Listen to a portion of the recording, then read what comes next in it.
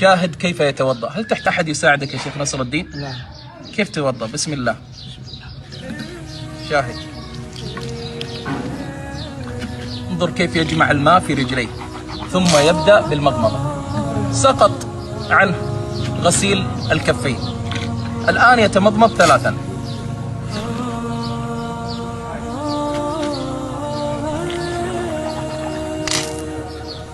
بعدها انظروا كيف يستنشق. هذا هو الاستنشاق.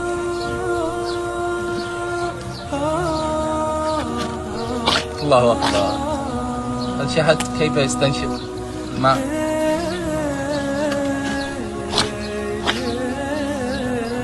بعد الاستنشاق ماذا سيغسل؟ الآن يغسل وجهه، يغسل وجهه برجليه. والله إن هذه الرجل أكرم عند الله من وجيه كثير من الناس قصروا في الصلاة. هذه الرجل الطاهرة العظيمة التي تتوضأ ويغسلها كل يوم مرات ومرات، الآن يمسح على رأسه.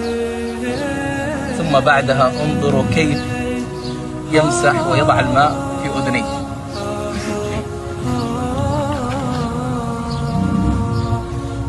شاهدت؟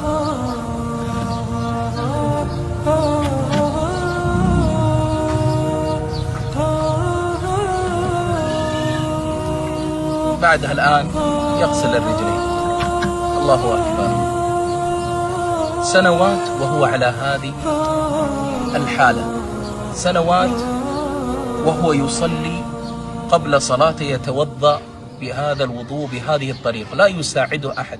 رسالة: يا من عصيت الله في يديك، يا من تدخن، يا من تسرق، يا من تفعل الحرام وتبطش بيديك، أسألك بالله من أحوج باليدين، أنت أم هذا الرجل الذي يريد أن يدافع عن نفسه، يريد أن ينظف عورته، لا يستطيع. هو يستطيع يرد على الهاتف، يستطيع يحسب الأموال، يحمل، لكن لا يستطيع ينظف عورته. يا من عصيت الله بيديك، تذكر هذا المشهد. يا من قصرت في الصلاة، تذكر هذا المشهد. يا من أعطاك الله سبحانه وتعالى هذه الصحة، ترى الله قادر. لم يحرم الشيخ نصر الدين اليدين لأنه أسوأ منك حالا، لا والله، حرمها اليدين